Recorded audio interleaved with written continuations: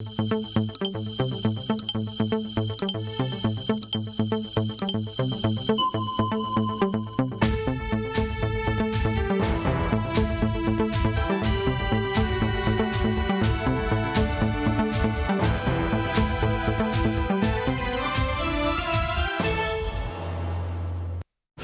premier conseil des ministres a eu lieu ce matin après que le gouvernement de transition a été dévoilé dans la nuit. Il est composé de 23 ministres, dont 5 femmes et 3 ministres délégués. On note que 5 ministres du dernier gouvernement ont été reconduits. La nouvelle équipe, qui présente une certaine jeunesse, est à l'image de la société burkinabé, selon notre chef de desk politique Bernard Bougma. La grève des travailleurs de la Citara a effectivement débuté ce 25 octobre comme prévu. Au siège de la société à Bobo-Dioulasso, des travailleurs étaient réunis pour exiger le respect de leurs plateformes revendicatives. Après cette grève, si rien n'est fait, ils passeront à la vitesse supérieure, c'est ce qu'ils ont déclaré. Et puis, une infrastructure réalisée depuis 2 ans, mais toujours non fonctionnelle, la gare routière de l'Ouest. La situation est à l'origine de plusieurs difficultés que vivent les commerçants et chauffeurs. C'est notamment difficile de réaliser un bon chiffre d'affaires. Nous en parlons dans ce journal. Bonjour à tous et bienvenue dans ce journal. Je vous disais donc en titre, premier conseil des ministres ce matin à la suite de la nomination du gouvernement de transition dans la nuit, un gouvernement de guerre et non de dîner gala. Selon donc le premier ministre Apollinaire Kyelem, il a décliné face aux 23 ministres ses priorités d'action, la sécurité, l'amélioration de la qualité de vie des Burkinabés et du système de gouvernance. Cette prise de contact était assez brève, nous rapportent nos reporters Fatima Tanikiema et Linda Sarakaboré. Elles ont recueilli les propos du Premier ministre. Un gouvernement de combat qui a été formé. Voilà. Ce n'est pas un gouvernement de dîner de gala. Et le président vient d'insister sur ce point encore ce matin. Alors donc, ce gouvernement aura principalement 3 objectifs. Le premier objectif, le principal et le prioritaire, c'est la sécurisation du territoire. C'est la sécurisation du territoire. Et ça, tout le monde peut y contribuer. Chaque Burkinabé qui se dit patriote peut y contribuer à sa façon. Le deuxième objectif sera de faire en sorte à améliorer la qualité de vie des Burkinabés. Pouvoir d'achat, salubrité, insalubrité, hygiène, faire en sorte que le Burkinabé puisse vivre de façon agréable dans son environnement. Et enfin, le troisième objectif sera d'améliorer le système de gouvernance. Qu'est-ce qui fait que chaque fois il y a l'instabilité politique? Que pouvons-nous faire pour une meilleure gouvernance pour notre pays, pour notre société? Voilà les objectifs principaux du gouvernement. Et à ces 3 points, chacun peut y adhérer, pour peu qu'il ait un esprit patriotique. Le gouvernement de transition tant attendu a donc enfin été dévoilé. Il compte donc 23 membres, dont 5 retours. Il s'agit des ministres Bassolma Bazié de la fonction publique, Olivier Rwamba des affaires étrangères, Jean-Claude Kargougou de la santé notamment. Nous vous faisons le point donc de l'ensemble de l'équipe gouvernementale. C'est avec Serge Kaboré. Très attendu par les Burkinabés depuis la nomination du Premier ministre le 21 octobre, date de l'investiture du président de la transition, la liste des membres du gouvernement Kyelem est tombée ce 25 octobre. C'est visiblement un gouvernement de 23 ministres qui a été retenu par le Premier ministre Joachim Kyelem de Tambela. Des spécialistes de la communication à travers les plateaux de télévision, en passant par des hauts cadres de ministères, sans oublier des anciennes figures du précédent gouvernement. Bref, ils sont au total 23 ministres, dont 3 ministres délégués. Dans ce gouvernement, 5 ministres issus du gouvernement Albert Ouedraogo sont reconduits à leur poste. Bassolma Bazié, la figure de proue de la lutte syndicale, est fait désormais ministre d'État, ministre en charge de la fonction publique. Olivier Rwamba, qui aura été le visage de la diplomatie dans le précédent gouvernement, maintient son poste au ministère en charge des Affaires étrangères, de la coopération régionale et des Burkinabés de l'extérieur. Robert Lucien Jean-Claude Kargougou reste au ministère de la Santé, de même que Aminata Zerbo Nessabané, maintenue au ministère de la Transition digitale, des Postes et des Communications électroniques. Karamoko Jean-Marie Traoré retrouve également son poste de ministre délégué auprès du ministère en charge des Affaires étrangères. Au titre des nouveaux visages de ce gouvernement, le colonel-major Kassoum Koulibaly prend les rênes du ministère en charge de la Défense nationale et des anciens combattants. Le colonel Boukari Zungrana, commandant de la brigade de veille et de la défense patriotique BVDP, est appelé au ministère de la Sécurité. Jean-Emmanuel Ouedraogo, directeur de la télévision nationale, occupe quant à lui le portefeuille de la communication.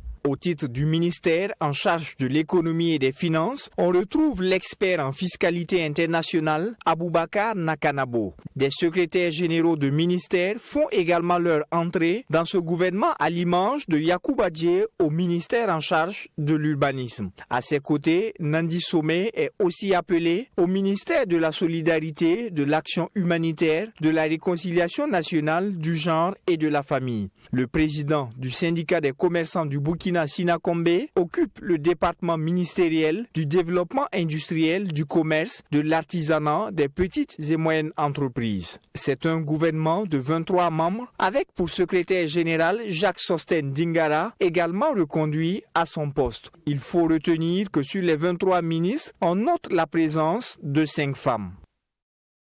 Et sur ce nouveau gouvernement, nous recevions notre chef de desk politique dans la matinale info. Bernard Bougma a souligné le caractère assez jeune de l'équipe à l'image de la société burkinabé, estime-t-il. Dans son analyse, Bernard Bougma estime que ce gouvernement est capable de relever donc les défis du moment, prenant exemple sur la génération de 1983. C'est les jeunes visages. À l'image d'ailleurs de la société burkinabé, là il faut également dire, parce que c'est le reflet aussi de la société burkinabé. On a un président qui est jeune de 34 ans et on a que après le dernier RGPH donc de 2020 dit que les moins de 35 ans représentent 77% de la population. Donc c'est le grand lot qui se concentre là-bas et quand on regarde la moyenne d'âge de ceux qui sont dans le gouvernement, on est sensiblement dans cette tendance. Donc, ce qui veut dire qu'on a un gouvernement qui reflète l'image de la jeunesse actuelle. Des jeunes ont relevé des défis au Burkina. La génération 83 était très jeune. Certains ont accédé aux fonctions à 24 ans, à 25 ans, à 26 ans. Certains à 30 ans. Donc, alors qu'elle a fait ses preuves à l'époque. Donc, ce n'est pas aujourd'hui que ces jeunes-là ne peuvent pas relever les défis. Certains, je dis bien, pour leur domaine sont calés. Sur le plan technique, rien à dire. Je ne pense pas que cette mission ne soit pas à leur portée. Non, je ne pense pas. Je pense que c'est une mission qui peut être à leur portée. Les jeunes qui relèvent des défis, le Burkina en a eu et a offert au monde plein d'exemples.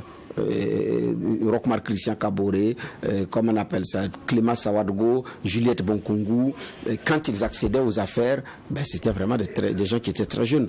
Et d'ailleurs, parmi les membres du COST, il y a l'ambassadeur Jean-Baptiste Ilboudo qui a aussi accédé à des fonctions très jeunes à l'époque, donc, et qui ont relevé des défis. Nous avons tendu notre micro à quelques citoyens burkinabés donc sur la composition du gouvernement de transition. Les avis sont partagés. Certains n'apprécient pas le maintien des anciens membres du gouvernement car ayant participé à l'échec donc de l'ex-président Damiba. D'autres estiment que c'est une manière plutôt d'aller au-delà donc des considérations partisanes pour préserver l'intérêt général. Reportage avec Abdelrahim Migné. La composition du gouvernement de transition est connue depuis le 25 octobre dans la soirée. Composé de 23 membres, il comprend 5 anciens ministres qui ont servi durant 8 mois dans le gouvernement de transition dirigé par Paul-Henri Sandaogo Damiba. Le retour d'anciens ministres n'est pas apprécié de certains Burkinabés, dont Serge Bayala. Pour lui, ces derniers ont contribué à l'échec du pouvoir du lieutenant-colonel Damiba. Je m'attendais à vraiment mieux. Notamment par rapport à la quantité et à la qualité de leurs ressources que le Burkina Faso dispose pour se retrouver à reconvoquer les mêmes et espérer obtenir des résultats différents de ce qu'ils ont produit et qui ont permis à Damiba de se retrouver en exil au Togo pour chercher un peu de ceci et de cela pour protéger son nid. Damiba a été conduit dans ce chaos par des hommes et des femmes.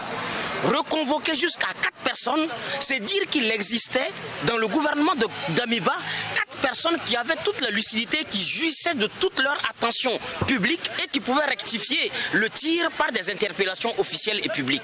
Elles n'ont pas été faites. D'autres, par contre, voient ce retour d'anciens membres du gouvernement Albert Ouedraogo l'engagement du président de la transition de faire prévaloir l'intérêt général au-delà des clivages politiques et d'autres considérations partisanes. Mais le gars, il est en train de sélectionner des Burkinabés capables, c'est-à-dire des hommes et des femmes qui intellectuellement est capable de s'investiguer afin de pouvoir faire sortir quelque chose qui va sortir le Burkina Faso dans le problème où nous vivons actuellement. Bassolma Badji a été reconduit. Non pas parce que Bassolma Badji est beau ou laid, non. Mais je pense que s'il a été reconduit, c'est parce que il s'est fait remarquer, il s'est fait démarquer dans le régime de Damiba, malheureusement. Il a travaillé de sorte qu'effectivement aujourd'hui, on s'est dit, il faudra qu'on reconduise ces gens parce que nous, on n'est pas là pour des partisans. Non. On a besoin des hommes et des femmes qui sont capables de faire sortir ce pays-là dans l'ornière. Réduire le nombre de membres du gouvernement à 23 est apprécié par les citoyens rencontrés. Pour eux, la situation commande la mise en place d'une équipe restreinte de combat pour réduire le train de vie de l'État et aller à l'essentiel. D'autres estiment que le nombre pouvait être réduit davantage. Pour moi, nous sommes en guerre, nous sommes dans un registre de réduction du train de vie de l'État. 12 ministres, 15 minutes tout au plus, c'est un signal pour dire que nous partons en guerre et qu'on ne retombe pas dans l'entretien d'État. À vrai dire, je pense même que 23 c'est trop. Personnellement, je trouve que 23 c'est trop. Puisqu'on est en état de guerre, bon, il ne faut pas un effectif pléthorique qui serait budgétivore. Pourtant, on a besoin de cette somme-là pour investir dans la guerre. Donc pour moi, même 23 c'est trop. C'est-à-dire si on pouvait même réduire un peu, ramener à 20 ou 18, c'était encore meilleur. Les Burkinabés disent placer leur confiance en ce nouveau gouvernement de transition pour relever les défis de reconquête de l'intégrité du territoire et la restauration de la paix. Et toujours dans l'actualité, les membres de nouveaux gouvernements sont invités par la CGTB à aller au-delà des ambitions personnelles en luttant efficacement contre la corruption. La Confédération s'est prononcée sur les chantiers annoncés par le Premier ministre qui concernent notamment la réduction du train de vie de l'État, la sécurité et l'amélioration de la qualité de vie des Burkinabés. Reportage avec Mamétrienne Kamabou. À peine nommé, le Premier ministre a, au cours d'une interview accordée à un média de la place, exprimé sa volonté de réduire le train de vie de l'État. Il a annoncé, entre autres, une réduction probable du salaire des membres du gouvernement, du président de la transition et des présidents d'institutions à travers la révision du décret portant sur leur salaire. La Confédération générale du travail du Burkina, CGTB, apprécie ses ambitions de la part du chef du gouvernement et elle entend également du Premier ministre la mise en œuvre effective de ces mesures annoncées. Parce que par moment, on prend des mesures sous forme en tout cas la poudre aux yeux et après on voit qu'il y a d'autres mesures qui nous font souvent croire que c'est comme donner par la main droite et récupérer par la main gauche. Donc nous attendons de voir si dans l'ensemble de la gouvernance là, il y aura des efforts pour une réduction du train de vie de l'État et une gouvernance qui permet de mobiliser les ressources au profit donc des besoins fondamentaux des Burkinabés. Cette confédération entend également du nouveau gouvernement la correction des injustices qu'ont connues certains agents de la fonction publique de par le passé. Vous vous souvenez donc des affectations arbitraires qui ont touché plusieurs secteurs, aussi bien des journalistes qu'on a mis hors des médias tout simplement parce qu'ils ont osé revendiquer la suspension des salaires des enseignants, la coupure des travailleurs de la santé. Il y a eu plusieurs dérives qui jusqu'à présent ne sont pas corrigées. Et au niveau du monde du travail, là, ces réparations-là nous tiennent aussi à cœur. La Confédération générale du travail du Burkina invite par ailleurs le gouvernement à aller au-delà des ambitions en luttant efficacement contre la corruption. C'est un phénomène qui, selon le secrétaire général adjoint de la CGTB, Nicolas Ouedraogo, prend de plus en plus de l'ampleur au Burkina Faso. C'est pour dire que la gouvernance doit être un tout. On a déjà cité quelques éléments comme mesures, mais vous savez que un des problèmes importants dans notre pays, c'est la lutte contre la corruption. C'est le niveau élevé de la corruption là. Il va falloir qu'il y ait des mesures dans ce sens-là qui s'attaquent fondamentalement à cette gangrène-là. Sur la question de la contribution du monde syndical dans la lutte contre le terrorisme, le secrétaire général adjoint souligne également que de nombreux fonctionnaires apportent déjà leur assistance aux personnes déplacées internes de par leurs actions. Et puis, dans le même sens, Toro Drabo, président du PDP-PS, Parti pour la démocratie et le progrès, Parti socialiste, s'attend à la mobilisation des forces endogènes pour une sortie de crise et suggère donc une constitution endogène comme support pour un développement endogène, sans quoi, selon lui donc, aucun véritable développement ne sera possible. Alexis Wenkouni Belemnaba l'a rencontré. Le Burkina Faso ne se développera sans une constitution endogène qui est le support du développement endogène. C'est le jugement.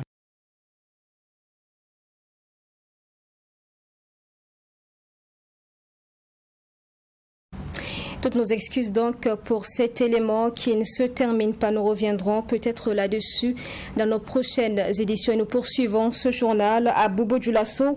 Le comité donc CGTB de la Société internationale de transport africain, Paraï Sitaray, a respecté son mot d'ordre de grève annoncé donc depuis début octobre. Notre reporter sur place dans la ville de Sia a fait le constat dès les débuts du mouvement donc hier au siège de la Sitaray. Tout était à l'arrêt. Les travailleurs préviennent que leurs revendications doivent absolument trouver satisfaction ou alors ils passeront à la vitesse supérieure. Correspondance avec Joseph Koudou. Annoncé depuis le 5 octobre dernier, les agents de la Société internationale de transport africain Paraï Sitaray ont respecté le mot d'ordre de grève ce 25 octobre. Les responsables syndicaux de la structure sont présents pour le constat. Et comme vous le constatez, tout est aux arrêts au siège de la structure ici à Bobo-Dioulasso.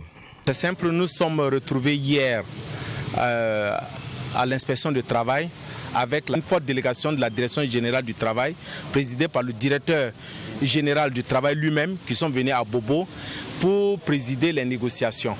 À notre grande surprise, la Direction générale de Sitaray dit devant une telle institution qu'ils ne sont pas venus pour négocier. Et bon, ils sont levés partis. On les a dit, bon, on va noter dans le rapport que la grève aura bel et bien lieu du faute de la Sitaray. Il dit, ils s'en fichent de ça. Voilà, la Direction générale de Sitaray, du travail, a été témoin hier. Quand nous disons qu'il n'y a pas de dialogue à Sitaray, ils ont été témoins. Quelqu'un qui dit je ne suis pas venu pour négocier, ça veut dire qu'il n'y a pas de dialogue. Et le premier point, effectivement, c'est rupture du dialogue. Ça, c'est le premier point. Les CDD, c'est-à-dire les retraités. Voilà, nous on appelle CDD, c'est-à-dire des agents admis à la retraite. Voilà une direction. Toutes les négociations, ils n'arrivent pas à satisfaire nos points en disant que ça ne marche pas. Tu travailles avec une équipe qui te donne des résultats, ça ne marche pas. Ces gens-là partent à la retraite, tu les maintiens pour venir nous dire que ça ne marche pas. Quand même, on a dépassé le seuil 1 quand même. Après 5 jours de grève, si une réponse satisfaisante n'est pas trouvée, la CGTB Sitaray dit passer à la vitesse supérieure. Comme vous voyez, la mobilisation est totale. C'est parce que nous avons fait le piquet de grève dans notre local syndical. Si on permet, on peut faire un tour de l'entreprise. Vous allez voir que ça ressemble à un cimetière la nuit. Il n'y a personne, pas d'enterrement. Nous reprenons le travail les 5 jours. Nous allons reprendre le travail dans un premier temps. Voilà. Et la suite, nous allons en décider, comme on l'a dit, c'est que la suite, ça sera cette fois-ci sans préavis. Cette grève de 120 heures s'étend sur toute la chaîne de Sitaray du Burkina, notamment de Niangologo à Ouagadougou, à en croire les premiers responsables du syndicat.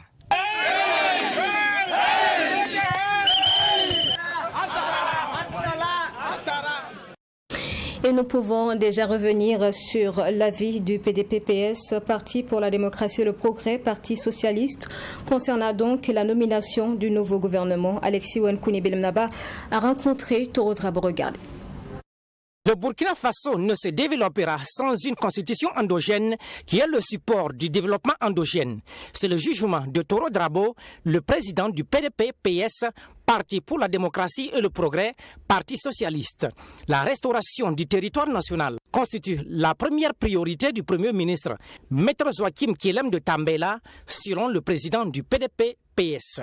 D'agriculture, le problème d'industrialisation, le problème de l'écologie.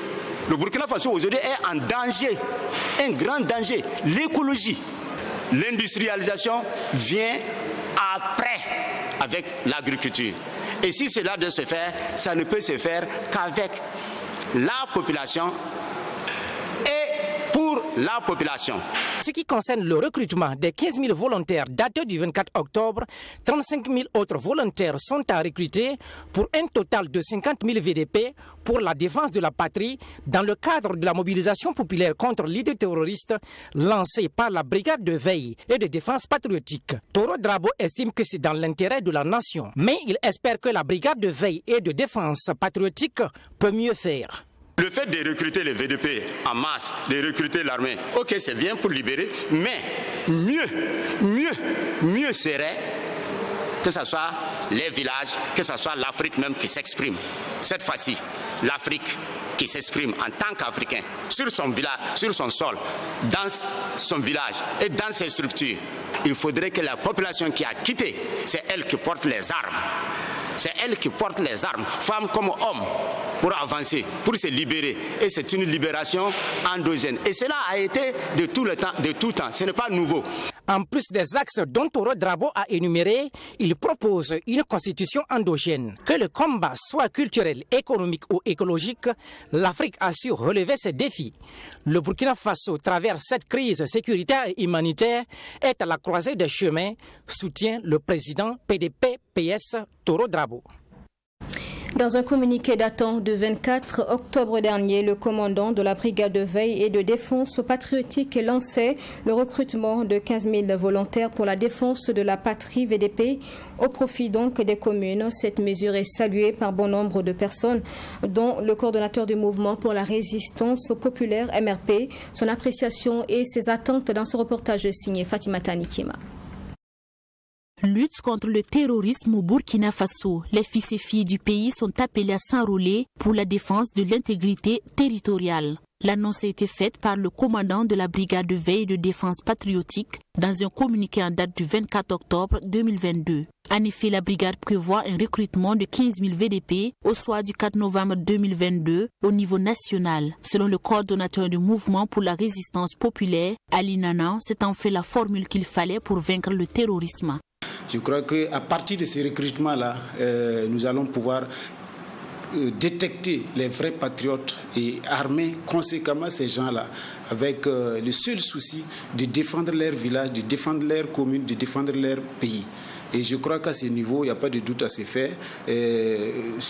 C'est la meilleure formule aujourd'hui.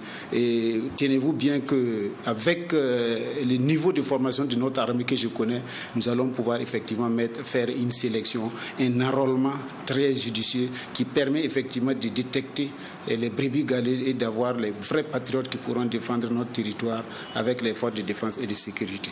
Ces volontaires pour la défense de la patrie VDP auront entre autres pour mission la défense de l'intégrité du territoire national. Toute chose qui, selon Ali Nana, nécessite un accompagnement de la part des gouvernants. En octobre, novembre, décembre, nous avons assisté à à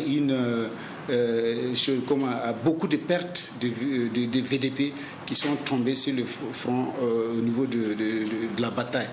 Parce qu'effectivement, ces VDP-là manquaient de moyens, ils manquaient de tout. Malgré la volonté, il n'y avait absolument rien. Je crois qu'avec cette fois-ci, les capitaines IB, ils vont revoir la loi tant dans sa forme que dans le fond pour permettre à ces VDP-là d'effectivement de mener le combat comme il se doit.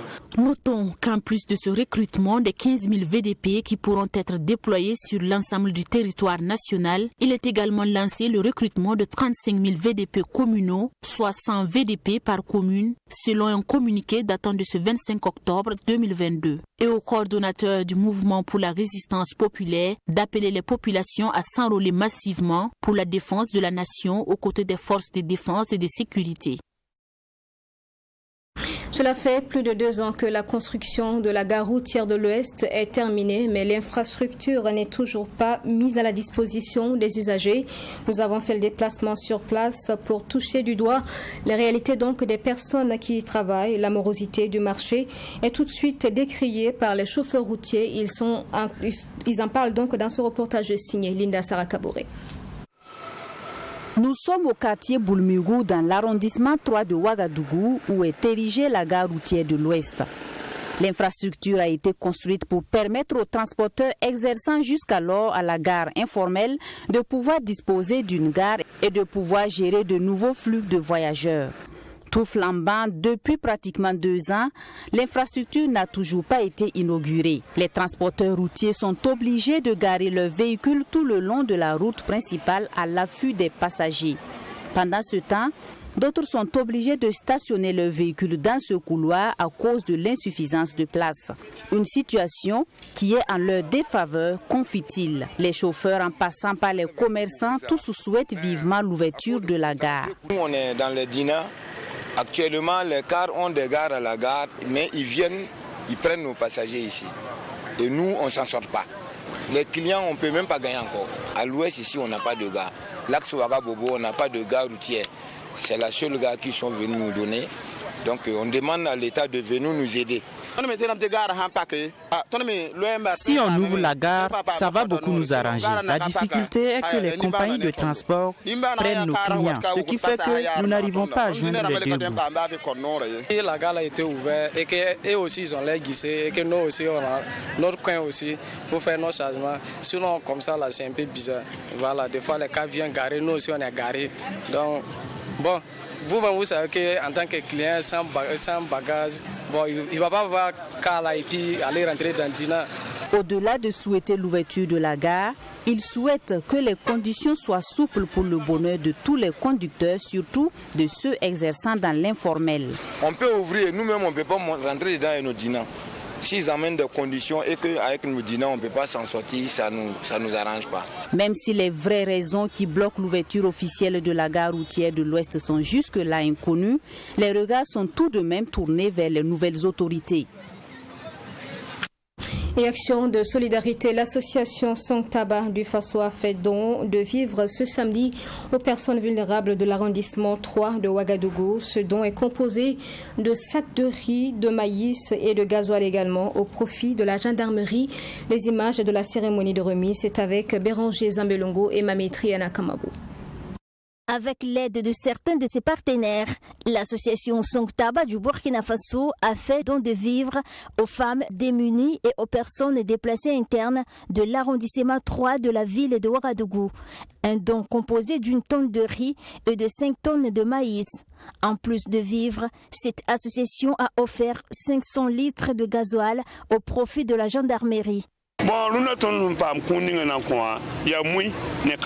Aujourd'hui, nous avons eu du riz et du maïs pour les donner. En plus de vivres, nous avons eu également 500 litres de gasoil pour la gendarmerie. Pour les vivres, par exemple, inestimable sera la joie des femmes qui rentreront avec du riz ce soir. Sur certaines de ces femmes, il n'y a même pas un plat de nourriture d'une valeur de 100 francs. Donc, c'est difficile pour eux. Kalizeta Zale, l'une des bénéficiaires de ce don, traduit ses remerciements à l'endroit de cette association. Ces dons, selon elle, viennent soulager un tant soit peu les souffrances de ces femmes vulnérables, y compris les victimes de la crise sécuritaire et sanitaire.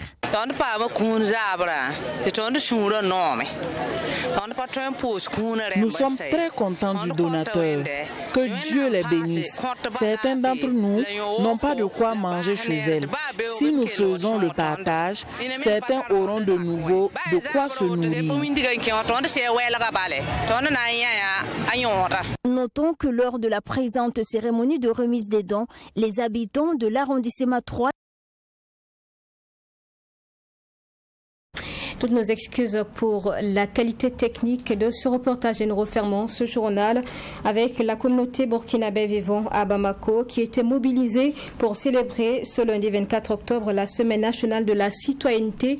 C'était à l'ambassade du Burkina donc à Bamako. Cette célébration a débuté avec une cérémonie de montée des couleurs suivie d'un message sur le sens et la portée des couleurs nationales. Reportage avec Bourema Soulo. Les Burkinabés vivant à Bamako ont célébré à l'unisson la journée du drapeau et des autres symboles de l'État. Cette journée a été une occasion pour le chargé d'affaires à l'ambassade du Burkina Faso à Bamako d'appeler ses compatriotes au respect des symboles du pays. Nous devons honorer et respecter ces symboles et transmettre aux jeunes générations les messages et valeurs qu'ils véhiculent afin de les déterminer à aimer et à s'engager à la défense effective de notre patrie partout où besoin sera. L'initiative est saluée à l'unanimité par la diaspora du pays des hommes intègres au Mali. Je pense que c'est la bienvenue. Il faut ce genre d'initiative-là, voilà, pour ramener le civisme. Parce qu'on a ce sérieux problème-là maintenant au Burkina même. L'organisation d'une seule journée est à saluer. Vraiment, nous avons beaucoup appris aujourd'hui. Comme on se dit intellectuel, on pense tout savoir du Burkina Faso. Mais je me rends compte qu'on a beaucoup à apprendre. La question qui nous a été posée aujourd'hui, qu'est-ce que nous voulons transmettre à nos enfants? Pour transmettre à nos enfants, il faudrait que nous-mêmes, on sache vraiment représenter valablement le Burkina Faso. L'initiative est salutaire. Ça nous ramène à la source. Et ça renforce notre patriotisme. C'est positif. Une célébration qui a permis à la communauté burkinabé d'exprimer ses attentes aux nouvelles autorités du Faso. Vous savez très bien que le Burkina traverse des difficultés très sérieuses maintenant. Voilà, donc le concours de tout le monde est sollicité, y compris la diaspora. Voilà, donc je pense que tout Burkinabé aujourd'hui est appelé au sursaut patriotique. La priorité au Burkina Faso, c'est bien vivre, bien manger, être en sécurité. Le problème actuel, c'est essentiellement le problème sécuritaire. Il y a aussi la crise économique. Je souhaiterais que le gouvernement puisse mettre l'accent sur cela, que le gouvernement soit à l'écoute de la population. Ce sont la présentation des symboles de l'État et la photo des familles qui ont mis fin à cette journée du drapeau célébré au Burkina Faso et dans les diasporas. Et cela entre dans le cadre de la Semaine nationale de la citoyenneté célébrée du 24 au 27 octobre 2022. Et voilà pour ce journal. Merci d'avoir suivi. Je vous souhaite une excellente suite à notre compagnie. Je vous retrouve demain à 7h30.